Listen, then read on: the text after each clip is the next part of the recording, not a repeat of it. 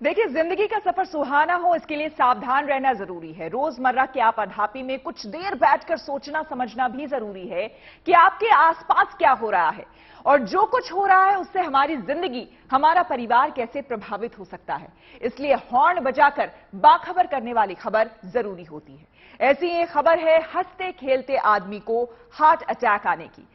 पिछले कुछ दिनों से आपने तमाम वीडियो देखे होंगे जिसमें डांस करते, क्रिकेट खेलते, यहां तक कि टहलते हुए किसी शख्स को दिल का दौरा पड़ते आपने देखा होगा। उम्र कम है, तंदुरुस्ती भी है, फिर भी हार्ट अटैक क्यों? इस सवाल ने लोगों को परेशान कर रखा है। दिल की मुश्किल लोगों को डरा रही है, इसलिए ये सही वक्त है इसे लेकर हॉर्न बजाने का।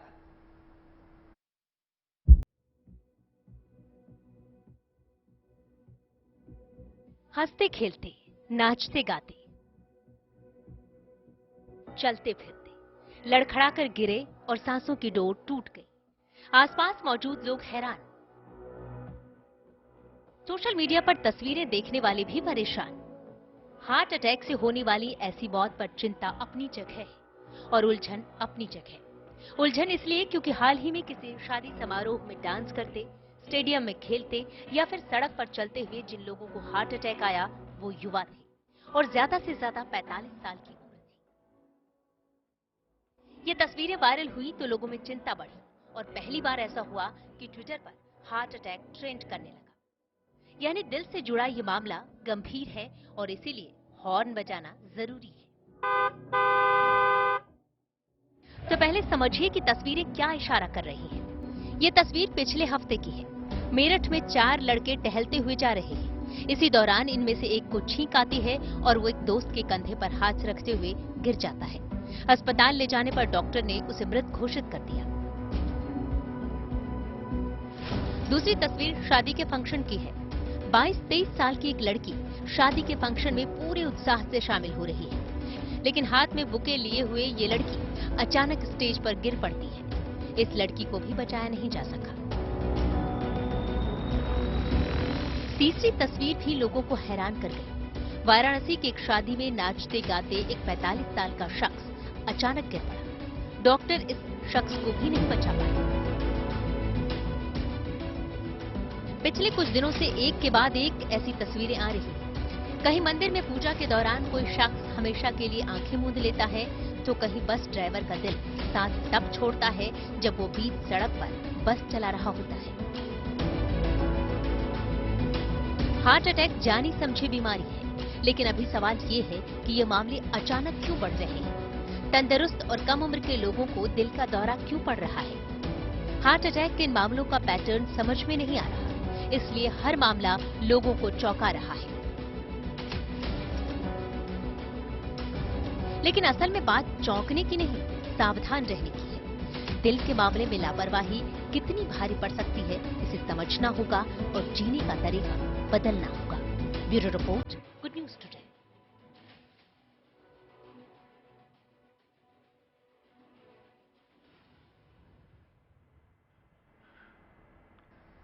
पिछले कुछ दिनों से हार्ट अटैक पर घर, परिवार और समाज में मंथन जारी है, लेकिन कयास लगाने के बजाय जरूरी है इस पर डॉक्टर क्या कह रहे हैं वो सुने और जो डॉक्टर कहे उसे गंभीरता से माने, क्योंकि मामला दिल का है। नॉर्मली जो हार्ट अटैक की संभावना है वो विंटर सीजन में, जो इस समय का समय चल रहा है, सर्दियों में बढ़ जाती है। बिकॉज इस समय हमारी जो आर्टरीज हैं, जो ब्लड वेसल्स हैं, वो कॉन्स्ट्रिक्ट हो जाती है, मतलब सिकुड़ जाती हैं। तो ब्लड की सप्लाई जो है नॉर्मली कम हो जाती है। अगर किसी की 70-80% आर्टरी ब्लॉक है तो अगर नॉर्मल मौसम में है तो हो सकता है उसको कोई दिक्कत या सिम्टम्स ना आए, बट सर्दियां होते ही उसकी वो संकुचन की वजह से उसकी ब्लड सप्लाई और कॉम्प्रोमाइज हो सकती है। तो इसलिए हार्ट अटैक की संभावना सर्दियों में बढ़ जाती है। तो इसलिए खास करके ऐसे लोग जो युवा हैं, बुजुर्ग हैं, जिनको कोई ऑलरेडी रिस्क फैक्टर है। रिस्क फैक्टर कौन कौन से है? जैसे होता है जिसको मोटापा है, डायबिटीज है, हाइपरटेंशन है, स्ट्रेस है, या इसके अलावा कोई टैकिर्डिमिया की हिस्ट्री है, या फैमिली में किसी को हार्ट अटैक की हिस्ट्री है, तो इन लोगों को संभल के रहना चाहिए और सबको अपने प्रिवेंटिव हेल्थ चेकअप टाइमली कराते रहना चाहिए। हर साल 6 महीने में आपको अपने बेसिक ब्लड टेस्ट है, जैसे लिपिड प्रोफाइल है, कंप्लीट ब्लड काउंट है, HbA1c है, ब्लड शुगर है, ECG है, इको है, स्ट्रेस इको है, इन सबको आप कराते रहेंगे तो आपको पता लग जाएगा कि आपके हार्ट की हेल्थ कैसी है। हमारा मिनिस्ट्री सबको हम आयुष वे ऑफ लाइफस्टाइल, जो मोदी जी बोल रहे हैं, मोदी जी क्या बोल रहे हैं कि आप योगासन भी करो, आयुष वे ऑफ लाइफस्टाइल, जो सही है वो लाइफस्टाइल से हम जीना चाहे तो ये इंसिडेंस हम काफी कम कर सकते हैं। मैं यही इंसिस्ट करता हूं कि आयुष वे ऑफ लाइफस्टाइल है, सब लोगों को अपनाना चाहिए और prevention is better than cure. अगर डिसीज ही नहीं आएगा तो आपको ट्रीटमेंट लेने के लिए हॉस्पिटल जाने की जरूरत ही नहीं होगी। और न्यूज पर से गुजरते हुए पब्लिक होर्डिंग पर मुंबई के लोगों के लिए एक अच्छी खबर आई है। सपनों का शहर कहलाने वाली मुंबई की एक पहचान ये भी है कि इस शहर की सड़कों पर जगह जगह जानलेवा गड्ढे भी मिलते हैं। हालांकि अब महाराष्ट्र के मुख्यमंत्री एकनाथ शिंदे ने मुंबई की सड़कों को पूरी तरह से गड्ढा मुक्त करने का अभियान छेड़ दिया है। आपको बता दें कि सीएम शिंदे ने कहा है कि मुंबई की सड़कें अगले 2.5 साल में पूरी तरह से गड्ढा मुक्त हो जाएंगी। शिंदे ने यह दावा गेटवे ऑफ इंडिया पर बीएमसी के मुंबई ब्यूटिफिकेशन प्रोजेक्ट को लॉन्च करने के दौरान किया। शिंदे ने भरोसा दिलाया है कि 1 या 2 महीने में मुंबई शहर में बदलाव देखने को मिलेगा। इस बार हर साल की तरह काम नहीं होगा, इसमें गड्ढे भरने का काम एक ही कॉन्ट्रैक्टर को दिया जाता था। उन्होंने जानकारी दी कि बीएमसी ने सीमेंट की सड़कें बनाने के लिए 6000 करोड़ का टेंडर निकाला था। इस बार गड्ढे भरने के बजाय पूरी कंक्रीट रोड बनेगी, जिनका कॉन्ट्रैक्ट नामी गिरामी कंपनियों को दिया जाएगा।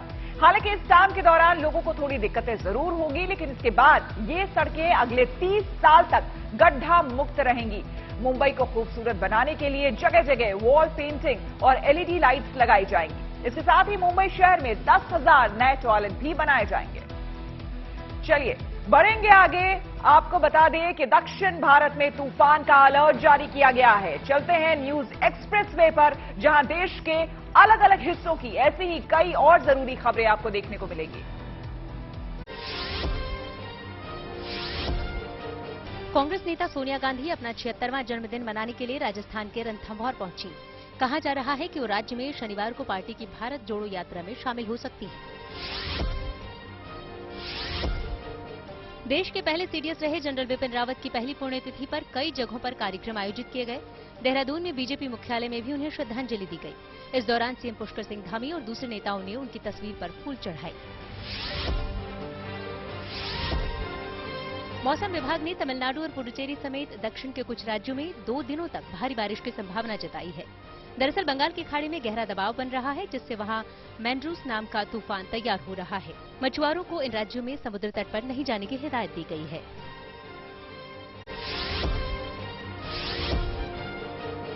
सुप्रीम कोर्ट ने तमिलनाडु और दूसरे राज्यों में होने वाली बैलों की दौड़ पर सुनवाई पूरी कर ली, साथ ही इस पर अपना फैसला सुरक्षित रख लिया। दक्षिण भारत में होने वाली जल्लीकट्टू और कंबाला दौड़ मामले में सुप्रीम कोर्ट के 5 जजों की संविधान पीठ ने ये सुनवाई की। गोवा के पणजी में 9वीं वर्ल्ड आयुर्वेद कांग्रेस की शुरुआत हो गई। इसमें आयुर्वेद से जुड़े कई कार्यक्रम आयोजित हो रहे हैं। रविवार को प्रधानमंत्री मोदी भी इस समारोह में शामिल होंगे। चलिए खबरों के एक्सप्रेसवे से आगे निकलते हैं और चलते हैं सियासी ढाबे पर, जहां आज की सबसे बड़ी सियासी खबर मौजूद है। गुजरात में जो पहले कभी नहीं हुआ वो आज हो गया। जी हां, बीजेपी को ऐसी बम्पर जीत मिली जो राज्य में पहले किसी को नहीं मिली। लेकिन कांग्रेस को भी जीत का स्वाद चखने का मौका मिला। हिमाचल में पार्टी की सरकार बनने जा रही है। गुड न्यूज केजरीवाल के लिए भी है, देखिए।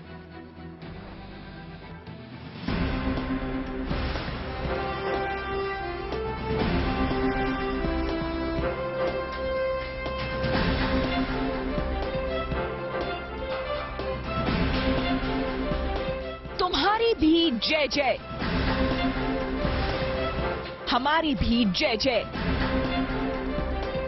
ना तुम हारे ना हम हारे। चुनावी मुकाबले में भला ऐसा कहां होता है। बीजेपी के खेमे में जश्न का माहौल है, तो वहीं कांग्रेस भी पीठ थपथपा रही है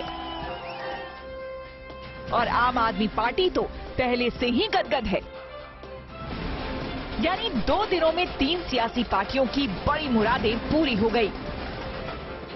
इसलिए जनता के लिए बिल्कुल तो बनता है, लेकिन जो जनादेश गुजरात में मिला है वो अद्भुत है और कमल के लिए भी कमाल है। लगातार 7वीं बार चुनाव जीतकर बीजेपी ने रिकॉर्ड बना दिया और गुजरात में चुनावी इतिहास में सबसे ज्यादा सीटें जीतकर नया कीर्तिमान बना दिया। गुजरात के इतिहास का सबसे प्रचंड जनादेश भाजपा को देकर गुजरात के लोगों ने नया इतिहास बना दिया है। नतीजे आए तो ऐसा लगा कि विपक्ष इस मुकाबले में कहीं मौजूद ही नहीं था। कांग्रेस गुजरात में अभी तक के सबसे कम सीटों पर सिमट गई, तो ताल ठोक रही आम आदमी पार्टी दहाई का आंकड़ा भी पार नहीं कर पाई। प्रधानमंत्री मोदी के राज्य में विरोधी चारों खाने चित्त हो गए। भाजपा का बढ़ता जन समर्थन ये दिखाता है कि परिवारवाद और भ्रष्टाचार के खिलाफ जन आक्रोश लगातार बढ़ रहा है। गुजरात में प्रचंड जीत का जश्न अहमदाबाद से लेकर दिल्ली तक मनाया जा रहा है, लेकिन इस जीत के रंग में हिमाचल के नतीजों ने भंग डाल दिया। शुरुआती रुझानों में टक्कर कांटे की लग रही थी, पर नतीजे आते आते फासले बढ़ते गए और कांग्रेस ने कंफर्टेबल मेजॉरिटी पाली। और इस तरह राज तो बदल गया, पर रिवाज कायम रहा। दिल्ली के कांग्रेस मुख्यालय में भले ही खामोशी हो, लेकिन शिमला में ढोल नगाड़े की आवाज ने कांग्रेस की जबरदस्त जीत का ऐलान कर दिया। गजब तो यह है कि हिमाचल में ना तो कांग्रेस के आला कमान ने जोर लगाया और ना पार्टी ने तामझाम किया, लेकिन कार्यकर्ताओं ने अपने दम पर बीजेपी सरकार को शिकस्त दे दी और हिमाचल ने पिछले 4 दशकों से हर 5 साल का सरकार बदल देने की परंपरा कायम रखी। एक पूर्ण बहुमत की सरकार प्रदेश के अंदर बनेगी, तो हम अपने चुनावी वादों को बिल्कुल याद है, हमको 10 गारंटियां याद है, हमारी जुबान है और उनको हम आने वाले समय में पूरा करेंगे। हिमाचल में कांग्रेस की सीटें बहुमत के आंकड़े से बहुत ज्यादा है, इसलिए उम्मीद की जा रही है कि बड़े आराम से कांग्रेस की सरकार वहां बन जाएगी, बशर्ते कांग्रेस में मुख्यमंत्री पद के लिए खींचतान न हो। लेकिन आम आदमी पार्टी ऐसी माथापच्ची से दूर है और अपनी सियासी कामयाबियों पर बम बम है। इतनी बड़ी जीत के लिए, इतनी शानदार जीत के लिए, इतने बड़े बदलाव के लिए, इतने बड़े परिवर्तन के लिए मैं दिल्ली के लोगों को बहुत बहुत बधाई देना चाहता हूं। हालांकि कुछ ही घंटों में गुजरात और हिमाचल के नतीजों ने केजरीवाल के दावों की पोल खोल दी। गुजरात में गिनती की सीटें मिली तो हिमाचल में खाता भी नहीं खुला, यानी बड़ी पार्टी बनने का सपना टूट गया। फिर भी गुजरात ने आपको एक गिफ्ट तो दे ही दिया। गुजरात में आम आदमी पार्टी को 13% वोट मिले और इसकी बदौलत अब आम आदमी पार्टी ने राष्ट्रीय पार्टी बनने की शर्त पूरी कर ली। बात सिर्फ गुजरात, हिमाचल और एमसीडी की नहीं है। यूपी में मतदाताओं ने समाजवादी पार्टी का मान रख लिया और डिंपल यादव रिकॉर्ड अंतर से मैनपुरी से जीत गईं। विधानसभा उपचुनाव में बीजेपी ने आजम खान के गढ़ में झंडा गाड़ दिया। राजस्थान और छत्तीसगढ़ में कांग्रेस के उम्मीदवार बाजी मार ले गए और बिहार में बीजेपी ने कड़ी टक्कर के बाद उपचुनाव में जीत का परचम लहरा दिया। इस तरह चुनाव के नतीजों ने सभी को जीत की गुड न्यूज दी है। Bureau report, good news today. और न्यूज पथ पर आगे चलते हुए हम पहुंच गए हैं धन बाजार। यहां शेयर बाजार से लेकर कारोबार तक की सभी अहम खबरें आपको मिलेगी और इसका सीधा रिश्ता आपकी आमदनी और जेब से है। तेज रफ्तार खबरों के बीच ये जरूरी खबरें छूट ना जाए, इसलिए चलिए धन बाजार की भी खबर ले लेते हैं।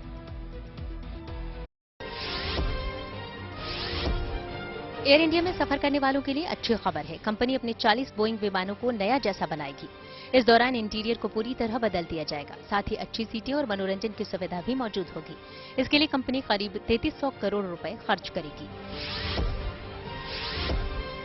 केंद्रीय सड़क परिवहन मंत्रालय ने इस वित्त वर्ष में 12,000 किलोमीटर से ज्यादा का नेशनल हाईवे बनाने का लक्ष्य रखा है। इस बात की जानकारी कैबिनेट मंत्री नितिन गडकरी ने लोकसभा को लिखित में दी। गडकरी ने बताया कि देश में नवंबर तक करीब 5,000 किलोमीटर की सड़क तैयार कर ली गई है।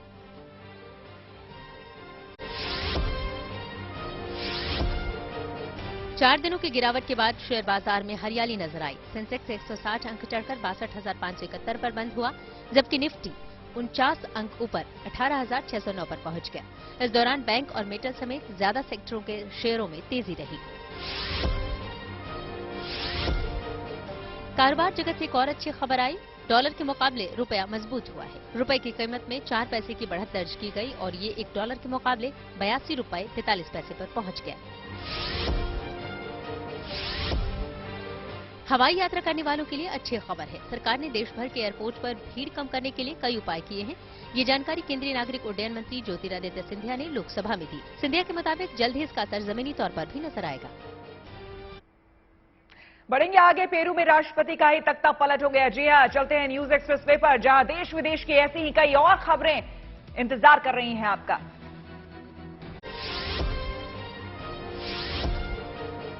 पेरू में बड़ा राजनीतिक बदलाव हुआ। वहां डीना बोलुआर्टे ने राष्ट्रपति पद की शपथ ले ली। वो वहां की पहली महिला राष्ट्रपति है। इससे पहले पेड्रो कैस्टिलो को वहां की संसद ने वोटिंग कर राष्ट्रपति के पद से हटा दिया था। फिर कैस्टिलो को गिरफ्तार कर लिया गया। कनाडा के मॉन्ट्रियल में जैव विविधता पर एक सम्मेलन की शुरुआत हो गई। इसमें भारत समेत 196 देशों के प्रतिनिधि हिस्सा ले रहे हैं। इस सम्मेलन में प्रकृति को हो रहे नुकसान को रोकने के लिए कार्य योजना बनाने पर विचार होगा। अमेरिका की एक अदालत ने भारतीय मूल के रमेश सनी बलवानी को निवेशकों से झूठ बोलकर करोड़ों रुपए हड़पने के मामले में 13 साल की सजा सुनाई। सनी पर आरोप था कि उनकी कंपनी ने निवेशकों से झूठे वादे किए और उनसे करोड़ों रुपए ऐंठे। नेपाल की संसद के लिए हुए आम चुनावों के बाद अब प्रधानमंत्री शेर बहादुर देउवा के नेतृत्व वाले गठबंधन ने सरकार बनाने की कोशिश तेज कर दी। इसके लिए ये गठबंधन कुछ और दलों से बातचीत करने में जुट गया। देउवा के गठबंधन को 275 सीटों में से 136 सीटें हासिल हुई हैं, लेकिन वो बहुमत से 2 सीट दूर हैं। ब्रिटेन के किंग चार्ल्स की तस्वीर अब सिक्कों में भी नजर आएगी। खास बात यह है कि सिक्के के दूसरी तरफ क्वीन एलिजाबेथ की तस्वीर होगी, जिनका हाल ही में निधन हो गया था। इन सिक्कों का चलन वहां के करीब 9,000 से ज्यादा डाकघरों में शुरू भी हो गया है।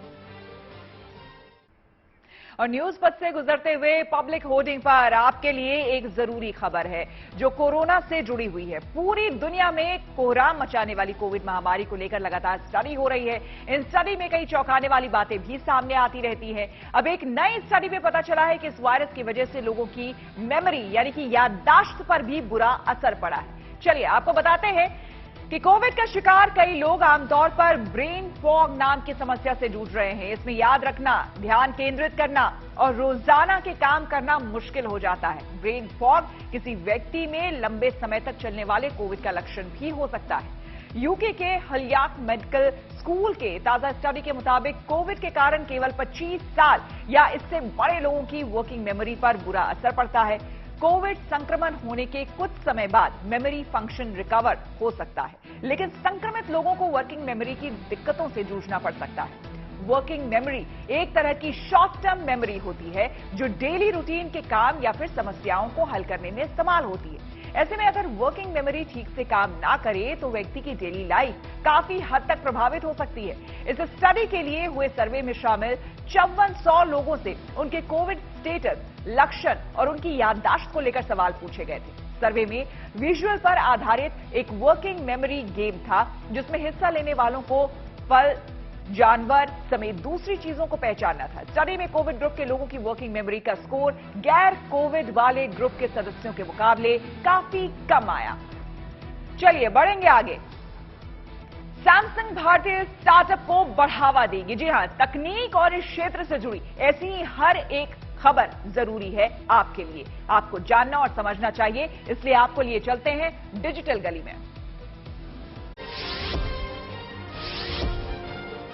भारतीय स्टार्टअप कंपनियों के लिए अच्छी खबर है।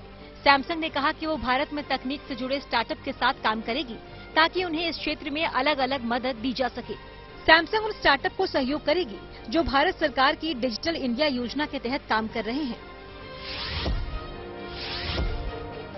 खबर है कि लाखों भारतीय यूजर्स के डाटा को खुले तौर पर बेचा जा रहा है। हैकर्स ने इन डाटा को मैलवेयर के जरिए हासिल किया है। कहा जा रहा है कि इसकी कीमत भी लगाई जा चुकी है। सरकार ने छतों पर सोलर पैनल लगाने की योजना को 31 मार्च तक बढ़ा दिया। सरकार इस योजना के तहत सब्सिडी देती है। प्रधानमंत्री मोदी ने ये योजना इसी साल जुलाई में शुरू की थी। इसके लिए ज्यादा जानकारी आप www.solarrooftop.gov.in पर प्राप्त कर सकते हैं। चलिए अब रुक करते हैं प्रगति मार्ग का, जहां ऐसी खबरें हैं जो देश की तरक्की और लोगों की काबिलियत दिखाती है। ये खबरें दिल को सुकून देती है, अपने समाज के विकास के लिए एक भरोसा देती है। सूरत में एक पुलिस इंस्पेक्टर ने एक दिव्यांग लड़की की शादी कराई जो बोल और सुन नहीं सकती है। पुलिस का ये मानवीय चेहरा एक मिसाल है जो लोगों में सुरक्षा और भरोसा पैदा करता है। हमारी रांदेर पुलिस स्टेशन की शी टीम के ध्यान पे और उनके संपर्क में एक लड़की आई जिसका नाम सुमन है। सुमन मूक बधिर है और शी टीम का संवेदनात्मक रुख देखकर सुमन ने अपनी इच्छा व्यक्त की कि मैं शादी करना चाहती हूं। उसकी मम्मी ने मुझे बताया कि हमें सर शादी करनी है बट फाइनेंशियल पोजीशन हमारी लो है, तो हम इसकी ऐसी इच्छा है कि हम अच्छे से धूमधाम से लग्न करें। मैंने तय किया कि ये लड़की की शादी जो भी करनी है वो मैं मेरे तरफ से करूंगा। वो दोनों साथ में पढ़ते थे और कई टाइम से एक दूसरे को लाइक करते थे ये लोग। और जो लड़का है वो हीरा मार्केट है उसमें घसाई का काम करता है। कि पूरे रांदेर पुलिस ने इंस्पेक्टर अतुल सोनारा के लीडरशिप में इस शादी का आयोजन किया और उन्होंने उसमें कन्यादान भी किया। 2 ही बच्चे हैं, बेटी है नहीं मेरे, तो मैंने सोचा कि इसका कन्यादान मेरे हाथों से मैं और मेरा वाइफ करे। इसलिए हमने हमारा इलेक्शन जैसे ही खत्म होने के बाद शादी की डेट जो है तय की 3 तारीख को, और 3 तारीख को हमने इसके हमारे पूरे रांदेर पुलिस के साथ हमने यहाँ पे शादी का किया। मैं मेरी बेटी की जैसे शादी करता हूँ ऐसी मैंने पूरे तरह से इसकी मैंने व्यवस्था की थी। हमारे सी टीम के द्वारा ही सभी उसको शादी के पहले जो भी उसको लड़की के विवाह के लिए जो शॉपिंग करना है उसको बताया। उसने जो कहा हमने उसको लेके दिया था। उनका जीवन तो स्पर्श हुआ है पुलिस के द्वारा बड़े रचनात्मक तरीके से, लेकिन समाज में बड़े पाए पे एक संदेश भी जाता है कि पुलिस संवेदनापूर्ण तरीके से लोगों की मदद करने के लिए तैयार है। बहुत सारे लोगों ने इस कार्य को सराहा है। मैं मानता हूं कि ये इतने सारे लोगों तक पॉजिटिवली ये न्यूज़ पहुंचना और उनकी इतनी पॉजिटिव प्रतिक्रियाएं आना, उससे ही पता लगता है कि पुलिस और नागरिक एक दूसरे के नजदीक आते हैं इस तरह के कार्यों से। तो पुलिस को आपने कई बार देखा होगा बदमाशों से दो हाथ करते हुए, लेकिन पहली बार इस तरह की खबरें सामने आई है जो कि पुलिस का मानवीय चेहरा आपको दिखा रही है, इंसानियत की मिसाल पेश करती ये खबर जो अभी हमने आपको दिखाई, जिसमें पुलिस की पूरी टीम ने आपने देखा किस तरह से एक दिव्यांग लड़की की शादी करवाई। उस लड़की के लिए पूरी तरह से घराती बनके, यानी कि उसके घर वाले बनके सारी शॉपिंग हुई और लड़की की मनपसंद चीजें उसकी शादी में दी गई। चलिए हम बढ़ते हैं आगे। मैडम तुसाद म्यूजियम में वरुण धवन का मोम का स्टैचू लगाया गया है, तो दीपिका पादुकोण सिंघम 3 में काम करेंगी। इसके अलावा फिल्मी मोड पर और क्या कुछ है दूसरी चटपटी खबरें, देखिए।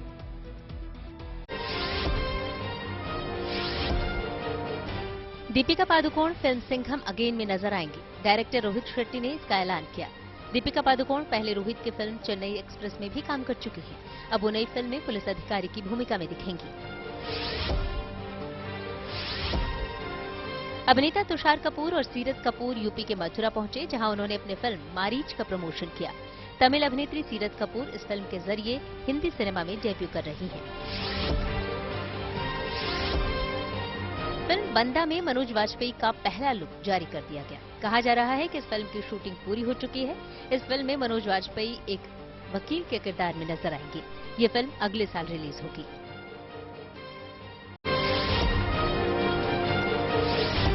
अभिनेता वरुण धवन के प्रशंसकों के लिए अच्छी खबर है।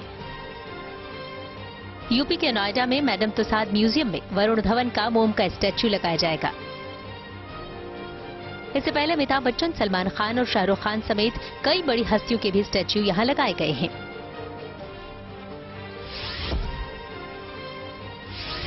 अभिनेता धर्मेंद्र 87 साल के हो गए। इस मौके पर उनके परिवार ने सोशल मीडिया पर भी उन्हें बधाई दी।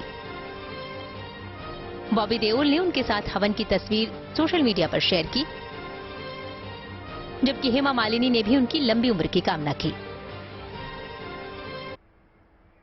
देखिए, कुछ खबरें ऐसी होती है जिन पर घर परिवार और समाज में चर्चा भी होती है और बहस भी होती है। अब सोशल अड्डा में आज ऐसी ही एक खबर आपको हम दिखाने जा रहे हैं। दुनिया भर में पुरुषों के मुकाबले महिलाओं में गुस्सा बढ़ता जा रहा है, जो कि 10 साल पहले बराबर का होता था। वहीं भारत की अगर हम बात करें तो हमारे देश में महिलाओं का गुस्सा दुनिया के स्तर से दुगुना है। ये बातें एक ग्लोबल सर्वे में सामने आई है। पिछले एक दशक में लोगों के बदलते मानसिक हालात को जानने और उनकी भावनाएं समझने के लिए गैलप वर्ल्ड पोल ने 2012 से लेकर 2021 तक 150 देशों के 12 लाख लोगों पर एक सर्वे किया। इसमें पता चला है कि 10 साल पहले महिला पुरुष में गुस्सा और तनाव का लेवल लगभग समान था, लेकिन बीते एक दशक में महिलाओं में तनाव ज्यादा बढ़ गया है और वे अब ज्यादा गुस्सा करने लगी हैं। दुनिया भर में महिलाओं में गुस्से का स्तर पुरुषों के मुकाबले 6% ज्यादा है, जबकि भारत और पाकिस्तान की महिलाओं में गुस्से का स्तर दुनिया से दुगुना है, यानी कि 12% है। भारत में जहां पुरुषों में गुस्से का स्तर 27.8% है, वहीं महिलाओं में इसका लेवल 40.6% है। खासकर कोरोना महामारी के 2 वर्षों में गुस्से का लेवल और भी ज्यादा बढ़ा है। मनोवैज्ञानिक इसकी बड़ी वजह ये मानते हैं कि दुनिया के तमाम देशों में महिलाएं पहले से ज्यादा लिख पढ़ गई हैं और नौकरी करने लगी हैं। इससे उनमें आत्मनिर्भरता को लेकर एक विश्वास आया है, लेकिन घरों में अब भी पुरुष प्रधान सोच बरकरार है, जबकि बाहर बराबरी की बात की जाती है। इसी असंतुलन के बीच पिस रही महिलाएं अब आवाज उठाने लगी हैं। वे अपना गुस्सा जाहिर करने लगी हैं, यानी महिलाएं अब अपनी भावनाएं जाहिर करने में मुखर हुई हैं। लेकिन सोशल अड्डा पर लड़कियों की राय क्या है, उसे भी समझिए। क्या आपको लगता है कि आप ज्यादा गुस्सा करती हैं? हाँ, मुझे लगता है कि मैं गुस्सा करती हूँ। क्या कारण है इसके पीछे?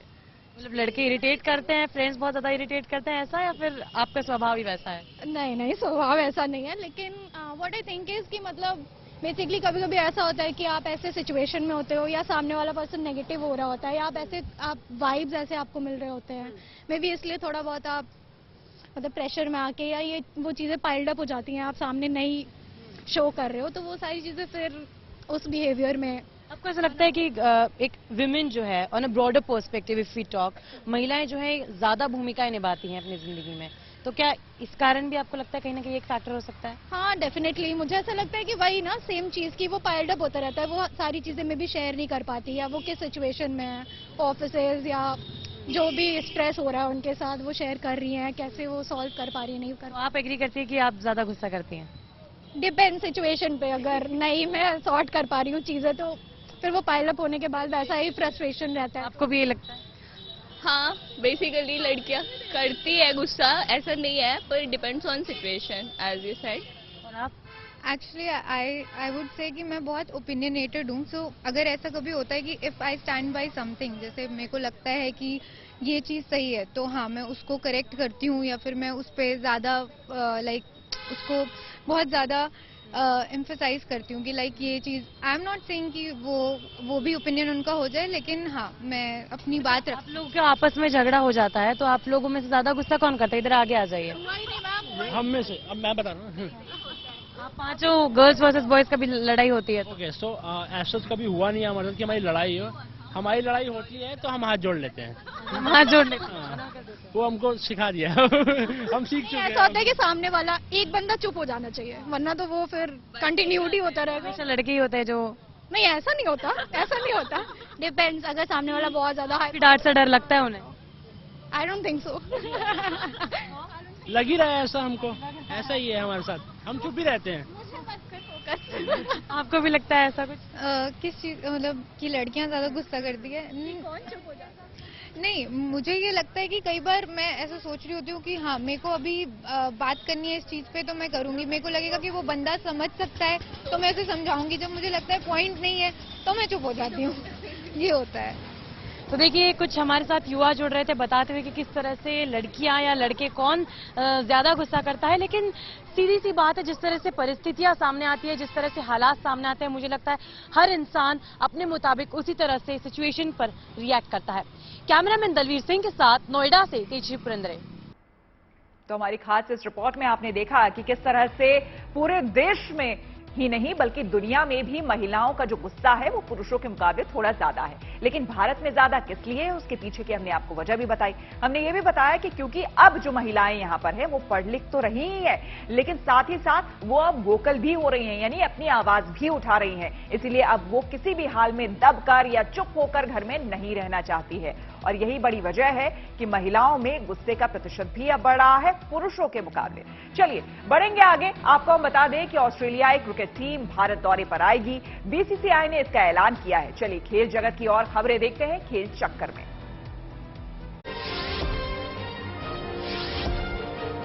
रोहित शर्मा की पत्नी ऋतिका सचदेव ने इंस्टाग्राम पर एक स्टोरी अपलोड की जिसमें उन्होंने अंगूठे में चोट के बावजूद बांग्लादेश के खिलाफ बल्लेबाजी करने उतरे रोहित की तारीफ की। उन्होंने लिखा कि आप जिस तरह के इंसान हो मुझे उस पर काफी गर्व है। ऐसे हालात में खेलते जाना और एक कमाल की पारी खेलना शानदार है। मेजबान पाकिस्तान और इंग्लैंड के बीच सुबह से मुल्तान में दूसरा टेस्ट मैच खेला जाएगा। 3 टेस्ट मैचों की सीरीज में पाकिस्तान की टीम 0-1 से पिछड़ रही है।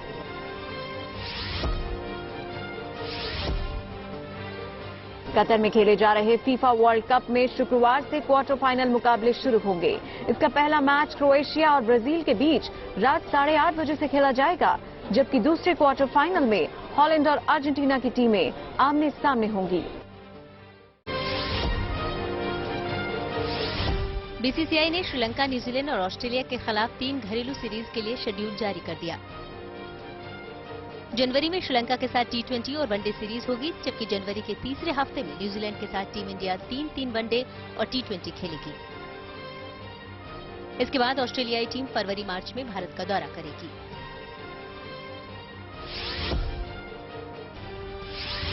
भारतीय महिला क्रिकेट टीम और ऑस्ट्रेलिया के बीच शाम 7 बजे से T20 सीरीज की शुरुआत होगी। इसका पहला मैच मुंबई के DY पाटिल स्टेडियम में खेला जाएगा।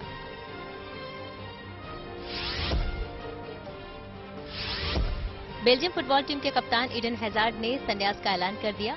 उनकी टीम फीफा वर्ल्ड कप से बाहर हो चुकी है। 31 साल के हैजार्ड इस टूर्नामेंट में एक भी गोल नहीं कर सके थे। चलिए बढ़ते हैं आगे। गुजरात और हिमाचल के नतीजे लगभग साफ हो गए हैं। एक राज्य में बीजेपी लगातार 7वीं बार सरकार बनाएगी तो हिमाचल में 5 साल के वनवास के बाद कांग्रेस की भी वापसी हो चुकी है।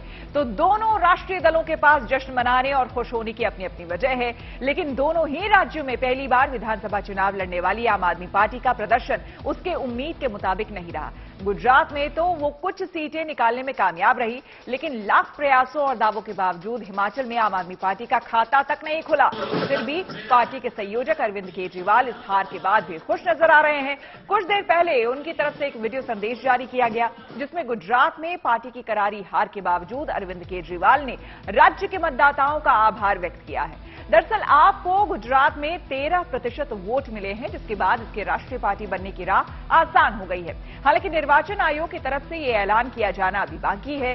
दरअसल किसी भी राजनीतिक दल को राष्ट्रीय पार्टी बनने के लिए कुछ शर्तें, नियम और पात्रता होती है। आपको हम बता दें कि राष्ट्रीय दल होने की जो 3 मुख्य शर्तें हैं वो क्या है। पात्रता में एक शर्त यह है कि कोई भी राजनीतिक दल 4 लोकसभा सीटों के अलावा लोकसभा में 6% वोट हासिल करे या फिर विधानसभा चुनाव में 4 या इससे अधिक राज्यों में कुल 6% या ज्यादा वोट शेयर जुटाए। और ये बड़ी वजह रही है। इनमें आम आदमी पार्टी 4 राज्यों में 6% से ज्यादा वोट वाली शर्त को पूरा कर चुकी है। इसकी वजह से चुनाव आयोग की तरफ से उसको राष्ट्रीय दल के तौर पर मान्यता मिलने का रास्ता साफ हो गया है। इस वक्त देश में करीब 400 राजनीतिक पार्टियां हैं, लेकिन इनमें से महज 8 को ही राष्ट्रीय पार्टी का दर्जा हासिल है, जिसमें BJP, Congress, CPI, CPM, BSP, Trinamool Congress, NCP और नेशनल पीपल्स पार्टी शामिल है। राष्ट्रीय पार्टियों के फहरिस्त में 9वां नाम आम आदमी पार्टी का जुड़ सकता है।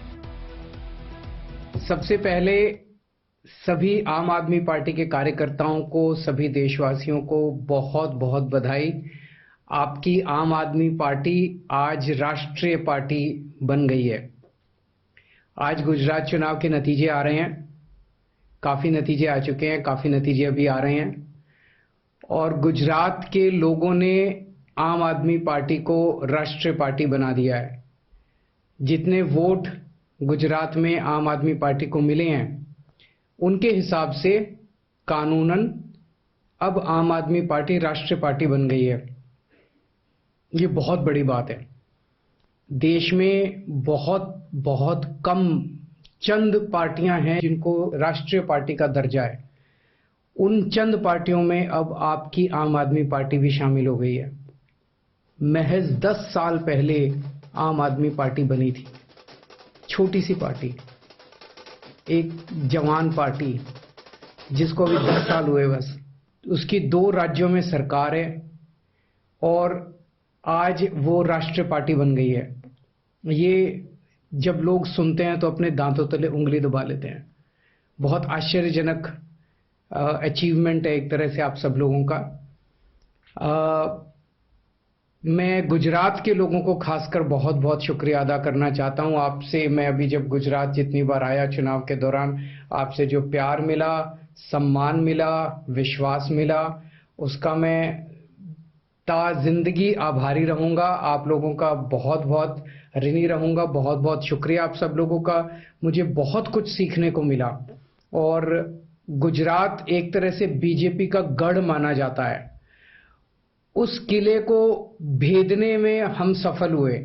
आज हमें लगभग 13% के लगभग वोट मिला है। अभी तक 39 लाख के करीब वोट मिल चुके हैं और अभी गिनती जारी है, अभी और भी वोट मिलेंगे।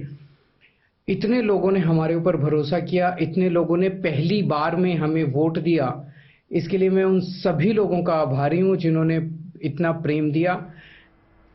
अरविंद केजरीवाल को वैसे सुनने और देखने के बाद यही लग रहा है इस वीडियो को कि दरअसल आम आदमी पार्टी का टारगेट ही यही था कि राष्ट्र पार्टी वो बन जाए। गुजरात में चुनाव लड़ना अपनी जगह है, लेकिन राष्ट्र पार्टी का दर्जा मिलना उसकी खुशी यहां ज्यादा दिख रही है। वैसे आपको बता दें कि इस चुनावी समर में तीनों ही पार्टियों को, बीजेपी को गुजरात में, हिमाचल में कांग्रेस को और एमसीडी चुनाव में आम आदमी पार्टी को जीत हासिल हुई है। यानी कि इन तीनों पार्टियों के लिए गुड न्यूज यहां पर सामने आई है।